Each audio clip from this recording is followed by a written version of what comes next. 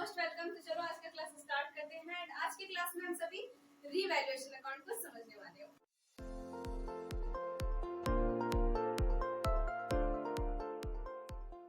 Alright, तो चलो जल्दी से हेडिंग नोट कर लो। हमारा आज का जो क्लास है ये है रीवैल्यूएशन अकाउंट। ओके, ठीक है। रीवैल्यूएशन अकाउंट होता क्या है, ठीक है। तो रीवैल्यूएशन अकाउंट को हिंदी में बोला जाता है पुनर्मूल्यांकन खाता, ठीक है। पुनर्मूल्यांकन खाता। ओके, सो ये पुनर्मूल्यांकन खाता क्या है, ठीक है। सो ये पुनर्मूल्यांकन खाता क्या है, तो देखो, जब भी कभी भी किसी भी पार्टनरशिप फॉर्म का रिकंस्टिट्यूशन होता है, ठीक है। रिकंस्टिट्यूशन का मतलब क्या, कि जब भी किसी भी पार्टनरशिप फॉर्म में कोई भी एग्रीमेंट में बदलाव होता है या पार्टनर्स के बीच में एग्रीमेंट का बदलाव हुआ, पार्टनरशिप का बदलाव हुआ, ठीक है, तो वहां पे रिकंस्टिट्यूशन होता है। हमें पता है रिकंस्टिट्यूशन कई तरीकों से हो सकता है, जो कि हमने चेंज इन पीएसआर का फर्स्ट क्लास में ही समझा था, जो कि हमारा बेसिक था, ठीक है। सो उसमें हम सभी ने समझा था कि रिकंस्टिट्यूशन जो है वो पार्टनरशिप फॉर्म का कई तरीकों से हो सकता है, ठीक है। तो जब कभी भी किसी भी पार्टनरशिप फॉर्म का रिकंस्टिट्यूशन होता है, ठीक है, मतलब पुनर्गठन होता है, तब उसमें पहले से मौजूद जो एसेट्स होते हैं एंड जो लायबिलिटीज होते हैं, इनका भी वैल्यूएशन होता है, ठीक है। जो पहले से मौजूद assets and liabilities already form में है, इनका भी वैल्यूएशन होता है। कि ऐसा क्यों होता है, तो जो पहले से मौजूद एसेट्स एंड लायबिलिटीज हैं उनमें भी बदलाव होते हैं, ठीक है। जैसे कि मान लो कि बहुत पहले हम सभी पहले मैंने लैंड परचेज किया था 2 लाख रुपीज में, तो ऐसा जरूरी तो नहीं है कि उस लैंड का कीमत अभी भी 2 लाख रुपीज ही होगा। ऐसा तो बिल्कुल भी नहीं होगा। मनी इन्फ्लेशन इतना हाई है कि लैंड का वैल्यू भी बढ़ गया होगा, ठीक है। तो 2 लाख से अब ज्यादा हो गया होगा ना। तो जब रिवैल्यूएशन होता है, ठीक है, तो उसमें पता किया जाता है कि एसेट्स और लायबिलिटीज से जो एसेट्स एंड लायबिलिटीज का वैल्यू में जो अंतर आया है, इससे फर्म को प्रॉफिट हुआ है या लॉस हुआ है, और फिर उसी प्रॉफिट एंड लॉस का डिस्ट्रीब्यूशन जो है वो रिवैल्यूएशन अकाउंट से करते हैं। आई बात समझ में। तो रिवैल्यूएशन का सीधा मतलब है एसेट्स एंड लायबिलिटीज का वैल्यूएशन करना, ठीक है। रिवैल्यूएशन का सीधा मतलब है एसेट्स एंड लायबिलिटीज का वैल्यूएशन करना। ओके, सो रिवैल्यूएशन अकाउंट बता दिया ना हमने कि क्या होता है। मैं इसका डिफिनेशन नोट कर देती हूँ। ओके, सो देखो, रिवैल्यूएशन अकाउंट, सबसे पहली बात ये है क्या, कौन सा अकाउंट है ये। तो रिवैल्यूएशन अकाउंट भी एक नॉमिनल अकाउंट है, ठीक है। रिवैल्यूएशन अकाउंट भी एक नॉमिनल अकाउंट है। एंड नॉमिनल का रूल हमें पता है कि नॉमिनल अकाउंट में सारे एक्सपेंसेस एंड लॉसेस को हम डेबिट में दिखाते हैं, जबकि सारे इनकम्स एंड गेन्स को हम क्रेडिट में दिखाते हैं। तो यहाँ पे भी सेम काम करना है, क्योंकि ये एक नॉमिनल अकाउंट है, इसीलिए इसमें भी हमारा डेबिट में जो है वो सारे एक्सपेंसेस और लॉसेस जाएंगे, वेयर एज क्रेडिट में हमारे सारे इनकम्स एंड गेन्स जाएंगे। ओके, सो आई बात समझ में। अब देखो, यहाँ पे एक्सपेंस क्या होगा, यहाँ पे इनकम क्या होगा। तो पहले तो रिवैल्यूएशन अकाउंट को समझ लो क्या होता है। सो इसे हम बोल सकते हैं कि revaluation account is nominal account, ठीक है। रिवैल्यूएशन अकाउंट एक नॉमिनल अकाउंट है, सबसे पहला पॉइंट। और ये क्यों प्रिपेयर किया जाता है, तो यहाँ पे हम लिखेंगे which is prepared for the distribution of profit या फिर loss arising due to change in assets and during reconstitution of partnership firm, ठीक है। देखो, यहाँ पे जो डिफिनेशन मैंने नोट किया, इसका मतलब क्या है, तो मैंने यहाँ पे लिखा है कि revaluation account is a nominal account. Revaluation account एक नॉमिनल अकाउंट है। अभी मैंने आपको बताया कि यस, रिवैल्यूएशन अकाउंट जो है वो एक नॉमिनल अकाउंट है, नॉमिनल अकाउंट है। Okay, then which is prepare for, ये क्यों प्रिपेयर किया जाता है, तो ये इसलिए प्रिपेयर किया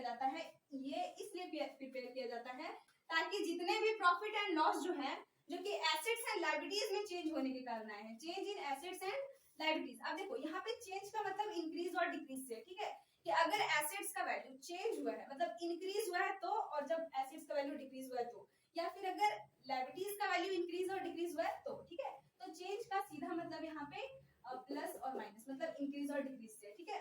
then during reconstitution of partnership firm, कब, तो जब भी कभी भी फर्म का रिकंस्टिट्यूशन हो।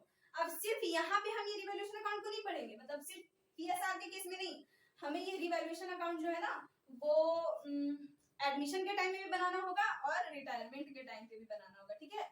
और यहाँ तो हम पढ़ ही रहे हैं, ठीक है। तो जब कभी भी रिकंस्टिट्यूशन होगा तब हमें रिवैल्यूएशन अकाउंट बनाना होगा, ठीक है। अब देखो ये चीज समझ में आ गई ना। अब यहाँ पे होता क्या है कि अभी मैंने आपको क्या बोला कि change in assets and liabilities, only assets and liabilities, यहाँ पे और तीसरा कुछ नहीं आता, सिर्फ एसेट्स एंड लायबिलिटीज। अगर एसेट्स में इंक्रीज हुआ है और एसेट्स में डिक्रीज हुआ है, इफ लायबिलिटीज में इंक्रीज हुआ है और इफ लायबिलिटीज में डिक्रीज हुआ है, तो इन दोनों को हम यहाँ पे दिखाते हैं, ठीक है। यहाँ पे जो मैं लिखी हूँ एक्सपेंसेस एंड लॉसेस, एंड यहाँ पे जो मैं लिखी हूँ इनकम्स एंड गेन्स, इन दोनों में क्या आएगा तो बताओ। पहले आप एसेट्स परचेज किए थे, लेट्स से कि आप पहले एक बिल्डिंग परचेज किए थे 10 लाख रुपीज में, और अब उसका कीमत जो है वो 12 लाख रुपीज हो गया है। तो 2 लाख रुपीज जब रिकंस्टिट्यूशन हुआ फॉर्म का, उस टाइम पे आपको पता चला कि ये जो 2 लाख रुपीज है ये बढ़ गया है। तो ये जो आपका 2 लाख बढ़ा, ये आपके लिए क्या है, आप खुद से सोचो। अकाउंट्स बहुत ही प्रैक्टिकल है, एकदम लॉजिक पे चलता है, ठीक है। मतलब बस कहानी आपको समझना है, उसके बाद तो सारा सॉल्यूशन हो ही जाना है। तो यहाँ पे आपको क्या समझना है, कहानी क्या हो रहा है यहाँ पे कि आप जो हो, आपने 2 साल पहले या पहले कभी 10 लाख रुपीज में लैंड परचेज किया था, या फिर मान लेते हैं बिल्डिंग, अभी शायद मैंने बिल्डिंग बोला था, तो आप बिल्डिंग परचेज किए थे, ठीक है। और अभी करंट वैल्यू इसका क्या है, तो करंट वैल्यू इसका 12 लाख रुपीज है, ठीक है। तो ये 12 लाख रुपीज हो गया। 2 लाख रुपीज यहाँ पे आपका बढ़ गया है, 2 लाख। तो ये जो 2 लाख बढ़ा है वो क्या है, आपके लिए इनकम है, एक्सपेंस है, लॉस क्या है। तो ये जो 2 लाख रुपीज बढ़ गया वो किसी के लिए लॉस तो होता नहीं है, एक्सपेंस भी नहीं है, ये तो इनकम है ना। तो यस, जो इनकम होगा उसे हम किधर दिखाएंगे, क्रेडिट में। कहाँ दिखाना है हमें, क्रेडिट में, और ये डेबिट में, ठीक है। तो जल्दी से रिवैल्यूएशन अकाउंट को, अभी मैं बस ऊपर से मैंने ओवरव्यू दे दिया, जल्दी से फॉर्मेट बनाओ, ठीक है, इसे समझना है हमें। तो देखो अब रेड मार्कर का नहीं, अब ब्लैक मार्कर का यूज करते हैं। तो यहाँ पे हमें क्या करना है, रिवैल्यूएशन अकाउंट बनाना है। तो रिवैल्यूएशन अकाउंट एक अकाउंट है, तो ये भी हमारा टी शेप में बनेगा। हम जानते हैं कि अकाउंट हमारा हमेशा टी शेप में बनता है, सो रिवैल्यूएशन अकाउंट लिखेंगे, ठीक है। टी शेप समझ में आती है ना, जल्दी से आप ऐसे कर लो, फॉर्मेट पता है, ये है हमारा बन गया टी, और यहाँ पे ऐसे एंड ये ऐसे, ये होता है, ठीक है। तो ये हमारा क्रेडिट होता है, ये डेबिट होता है, यहाँ हम पर्टिकुलर्स लिखेंगे बाकी अकाउंट्स की तरह, एंड अगेन हम इधर पर्टिकुलर्स लिखेंगे बाकी अकाउंट्स की तरह, ठीक है। अब यहाँ पे क्या लिखा है मैंने कि डेबिट में सारे एक्सपेंसेस लॉसेस, अब क्रेडिट में सारे इनकम्स एंड गेन्स। तो क्या एक्सपेंस होगा, क्या इनकम होगा, क्या गेन होगा। तो देखो डेबिट में आपको क्या दिखाने हैं, एक्सपेंसेस और लॉसेस, ठीक है। और क्रेडिट में क्या दिखाने हैं, इनकम्स और गेन्स, ओके। सो देखो डेबिट में एक्सपेंसेस लॉसेस, क्रेडिट में इनकम्स एंड गेन्स। अब मैंने आपको क्या बोला कि कोई एसेट्स आप परचेज किए हैं, उसका वैल्यू बढ़ा है, तो वो क्या है। अगर आप एसेट्स परचेज किए, उसका वैल्यू बढ़ा है, यानी पहले आपने कम में खरीदा था, अब अगर आप बेचोगे तो अधिक में बिकेगा, तो ये क्या है, इनकम है, गेन, ओके। सो यहाँ पे अगर आपका एसेट्स का वैल्यू बढ़ रहा है तो उसे आप क्रेडिट में रिकॉर्ड करोगे, increase in value of assets, assets का वैल्यू में इंक्रीज हुआ तो आप इसे रिकॉर्ड करोगे इधर, ठीक है। बाय एसेट्स में अभी लिख देती हूँ, लेट्स से कि अगर बिल्डिंग में इंक्रीज हुआ है तो बाय बिल्डिंग लिखोगे, ठीक है। और अगर बाय प्लांट एंड मशीनरी में इंक्रीज हुआ है तो बाय प्लांट एंड मशीनरी लिखोगे, अलग अलग एसेट्स का लिखोगे, ओके। सो इधर ऐसे, ठीक। अब क्या हुआ कि कोई एसेट्स आपने परचेज किया और उसका वैल्यू अब कम हो गया, ठीक है। जैसे बहुत सारा मशीनरी वगैरह में होता है, ये फोन में ही होता है, ठीक है, कि आपने 10,000 में खरीदा, बेचने जा रहे हो तो 2,000 रुपीज मिल रहा है, तो यहाँ पे भी ये कम हो जा रहा है, ठीक है। तो decrease in value of assets, आपका कोई एसेट्स का कीमत जो है वो कम हो गया, तो ये आपका एक्सपेंस है, तो आप इसे डेबिट में रिकॉर्ड करोगे टू एसेट्स के नेम से, ठीक है। जो भी एसेट्स होगा इंडिविजुअल एसेट्स का नेम लिख के करना, ठीक है, डेबिट। चलो यहाँ तक समझ में आता है, कोई प्रॉब्लम नहीं। तो क्या बस यहाँ पे एसेट्स ही दिखाते हैं।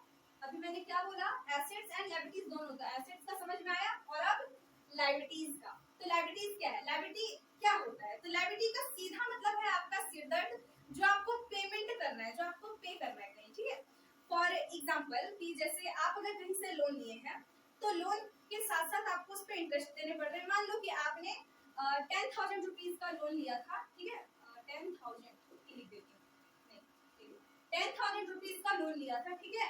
और अब जो है वो आपको 11,000 रुपीज पे करने पड़ रहे हैं। तो पहले आपका लाइबिलिटीज 10,000 का था और अब 11,000 हो गया। तो यहाँ पे भी लाइबिलिटीज में बदलाव हुआ, चेंज हुआ, लेकिन ये किस तरह का चेंज है, डिक्रीज है या इंक्रीज है?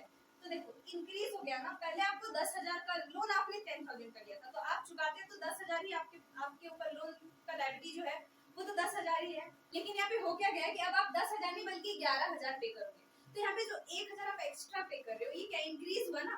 तो जब भी लाइबिलिटी इंक्रीज होता है मतलब कि वो आपका क्या है, एक्सपेंस है, आपका और भी ज्यादा खर्च अब बढ़ गया है, ठीक है। सो आप यहाँ पे लिखोगे increase in value of liabilities. इसे हमेशा समझना और अच्छे से ध्यान से समझना और हमेशा ध्यान में रखना, ठीक है। तो आप इधर लिखोगे टू लाइबिलिटीज, और ये आपका देखो एसेट्स में हम इधर कब दिखाएंगे, जब एसेट्स डिक्रीज होगा, और लायबिलिटीज में कब दिखाएंगे, डेबिट में, जब लायबिलिटीज इंक्रीज होगा, ठीक है, एकदम अपोजिट रूल है। और बाई इधर अगर वही 10,000 का लोन आपने किसी अपने फ्रेंड से लिया है तो आप वो बोल रहे हैं कि चलो तुम 10,000 के बदले मुझे 9,000 ही दे देना, 1,000 छोड़ देना। तो आपका लायबिलिटी पहले 10,000 का था, लेकिन अब वो लायबिलिटी आपका 9,000 का हो गया, अब आप 9,000 पे करोगे। तो यस, तो इस तरह से अगर आपका घट गया तो ये आपका फायदा है। क्या है, फायदा। और फायदा को हम इधर रिकॉर्ड करेंगे, तो बाई लायबिलिटी लिखेंगे। और देखो लायबिलिटी इधर हम कब लिखेंगे, जब लायबिलिटी हमारा कोई घटेगा, डिक्रीज होगा, ठीक है। और इधर हम लिखेंगे जब एसेट्स हमारा इंक्रीज होगा, ठीक है।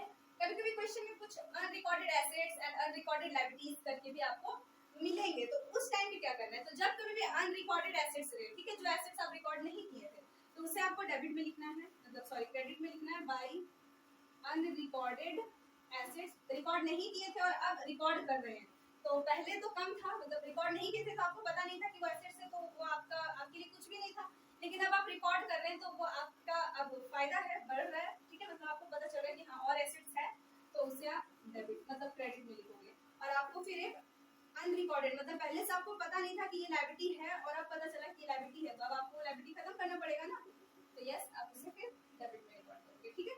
तो इस तरीके से आपको सॉल्व करना पड़ता है।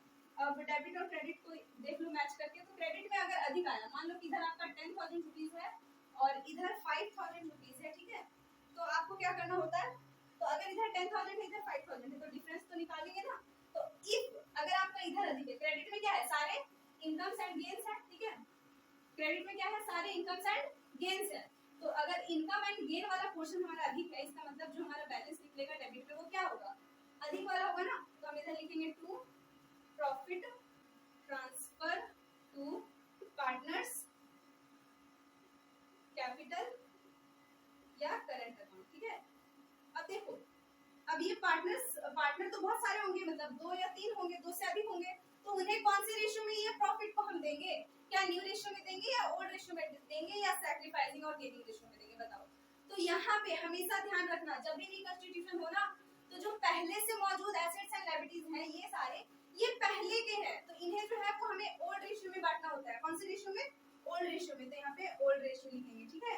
ये बाद का नहीं है, रिकंस्टिट्यूशन के बाद का नहीं है, बल्कि ये पहले का एसेट्स और लायबिलिटीज है, तो ये सारे ओल्ड रेशियो में डिस्ट्रीब्यूट होते हैं। इसमें जितने भी पार्टनर्स का लगा है, जो भी मतलब पावर, माइंड, टाइम, कैपिटल, ये सब जो है वो इनका पहले वाला है, इसलिए इसे ओल्ड रेशियो में डिस्ट्रीब्यूट करते हैं। ओके, आई बात समझ में। सो यहाँ पे ये लिखेंगे अगर हमारा डेबिट वाला पोर्शन अधिक है, मतलब एक्सपेंसेस एंड लॉसेस वाला पोर्शन अधिक है, और एक्सपेंसेस एंड लॉसेस वाला पोर्शन अगर हमारा अधिक है, इसका मतलब कि ये अब हमारा लॉस आएगा। तो अगर हमारा डेबिट में अधिक है और क्रेडिट में बैलेंस आ रहा है, तो ये हमारा होगा बाई, क्या होगा, by loss transfer to partners capital और current account. Okay, in old ratio, हमेशा ओल्ड रेशियो में बांटना है, ठीक है। तो इस तरीके से आपको बनाना होता है। अब अगर आप अकाउंट बना लिए हैं एंड अगर आपको जर्नल एंट्री करने को बोला जाए, तो क्या आप जर्नल एंट्री नहीं कर सकते?